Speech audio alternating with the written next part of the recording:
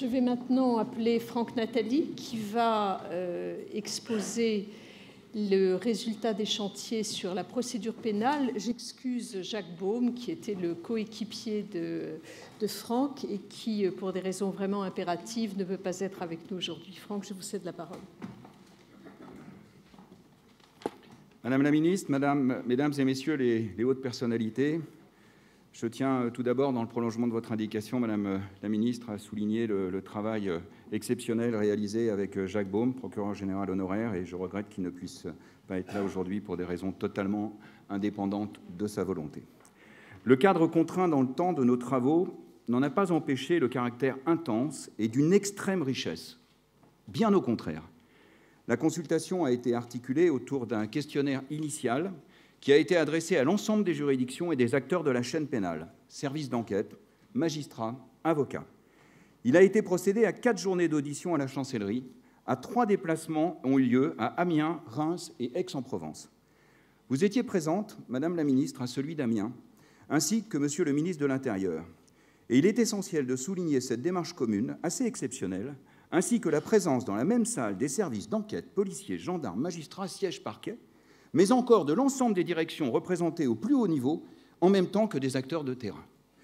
La chaîne pénale n'est en effet pas seulement la succession d'intervenants, mais un travail commun et collectif au service de nos concitoyens et de la justice. Nous sommes convaincus, au terme provisoire de ce chantier, qu'il répond à des besoins intenses, à une forte attente de ce que la qualité des contributions reflète, qui va du détail procédural au cadre global de l'enquête. Il ne peut en outre être considéré indépendamment des autres chantiers, concernant notamment l'adaptation de l'organisation judiciaire, la transformation numérique, ainsi que le sens et l'efficacité de la peine. La réforme constitutionnelle, en ce qu'elle devrait permettre de renforcer le statut du parquet, est également un élément de contexte important. La règle procédurale assure à la fois la protection des droits, mais aussi celui qui gère la procédure. Si certaines pistes de simplification identifiées relèvent de la loi, d'autres impliquent simplement de ne pas surinterpréter les dispositions existantes et d'identifier les bonnes pratiques.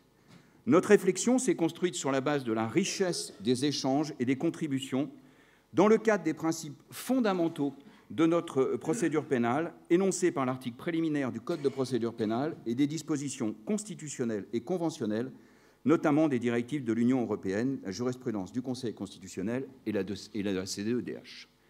En outre, au-delà de la simplification, il est nécessaire de rendre au Code de procédure pénale, devenu un millefeuille procédural, une meilleure lisibilité et de lui restituer sa cohérence. C'est pourquoi nous proposons, à moyen terme, sa recodification et une poursuite de la réflexion entreprise. Le début de cette législature invite à se saisir de ces questions. Notre rapport aborde 7 thèmes principaux, formule 30 propositions de simplification et 5 mesures de moyen terme. Je vous invite à le lire. Mais je vais aborder quelques thèmes principaux. L'enquête parquet. Elle occupe aujourd'hui 95%, voire 97% de l'enquête pénale. Nous sommes à un moment charnière des évolutions et des réflexions. Une nécessaire clarification des rôles des différents acteurs de la procédure est ainsi réclamée. Les demandes des enquêteurs sont fortes pour pouvoir mieux accomplir leur mission. Il a été évoqué une crise de l'investigation. Une plus grande autonomie d'action de l'OPJ est ainsi affirmée.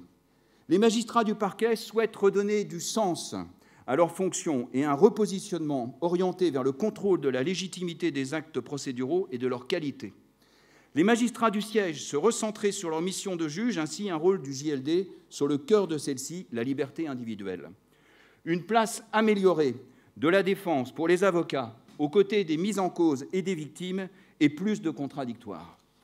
Les mesures proposées, j'en égrenerai quelques-unes, mais elles ont été parfois l'objet de débats intenses.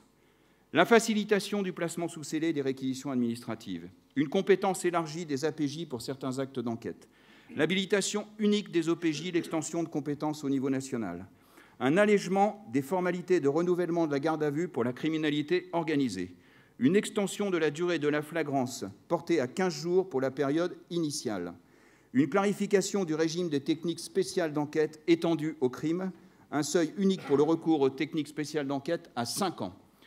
La réflexion ne doit cependant pas s'arrêter à ce stade. Elle doit se poursuivre, notamment sur l'amélioration de l'enquête préliminaire, son caractère contradictoire, l'encadrement de sa durée, dans la continuité des évolutions déjà entreprises, voire notamment les dispositions actuelles de l'article 77-2 du Code de procédure pénale. Les procédures alternatives aux poursuites. Ces procédures dites alternatives, mais qui sont en soi de véritables procédures en réponse pénale, se sont multipliées et sont aujourd'hui reconnues comme des procédures à part entière.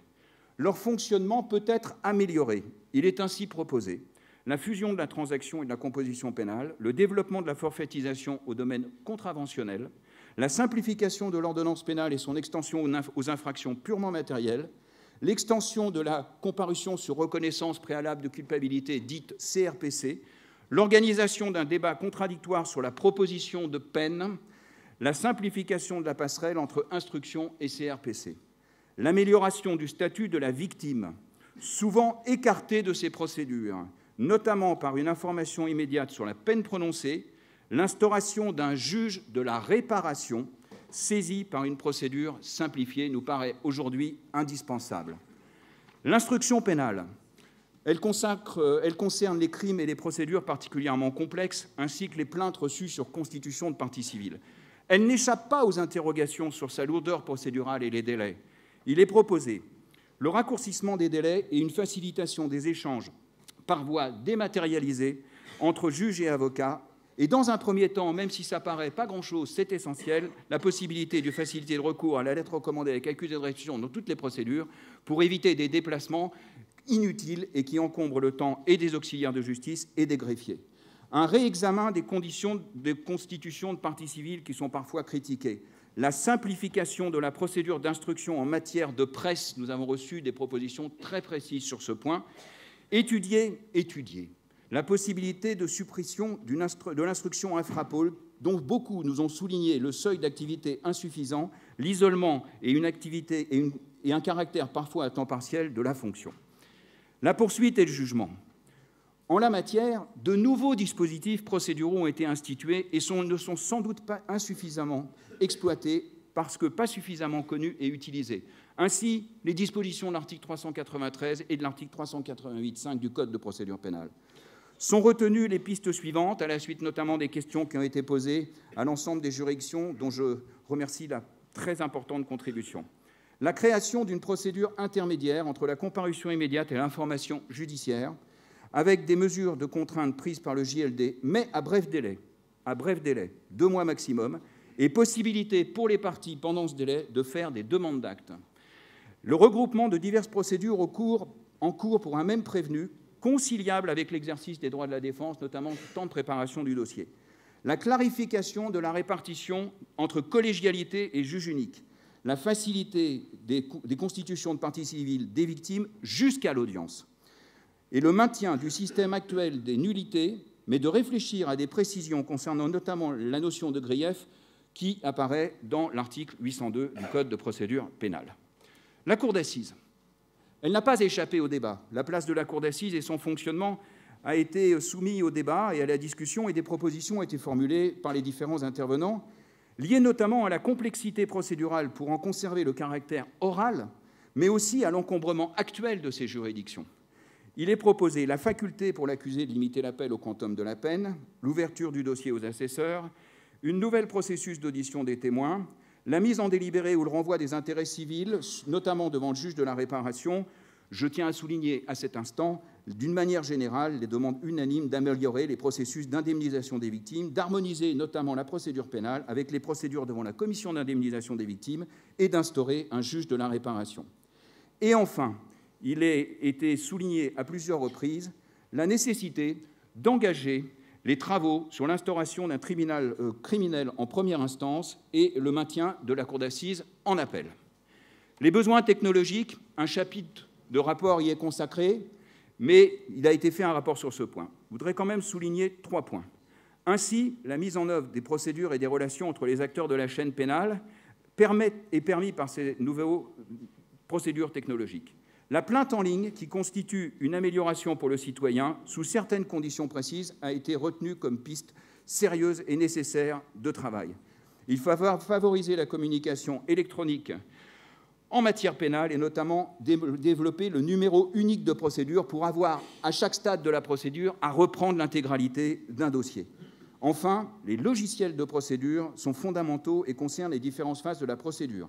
Unification des logiciels de rédaction, registre des gardes à vue, logiciel de dictée vocale, numérisation, dématérialisation, autant d'instruments technologiques indispensables aujourd'hui au fonctionnement d'une justice efficace et de l'enquête et des différents acteurs de justice. La connexion entre partenaires de justice et la mise en place très rapide d'une interconnexion entre le système judiciaire RPVJ et le système du barreau RPVA paraît aujourd'hui indispensable. Enfin, la clarification et l'extension éventuelle de la visioconférence et aussi l'expérimentation du parloir numérique. Voilà, Madame le Ministre, quelques propositions à l'issue de nos travaux. Je voudrais remercier tous les intervenants, tous ceux qui nous ont accueillis, tous ceux qui ont contribué, tous ceux qui nous ont apporté des contributions écrites et les services de la DCAG qui ont fait un travail formidable. Nous souhaitons que notre rapport puisse permettre la mise en œuvre rapide de mesures nécessaires et prolonger la réflexion sur d'autres sujets qui nous paraissent d'importance, voire essentiels. Je vous remercie de votre écoute et de votre attention.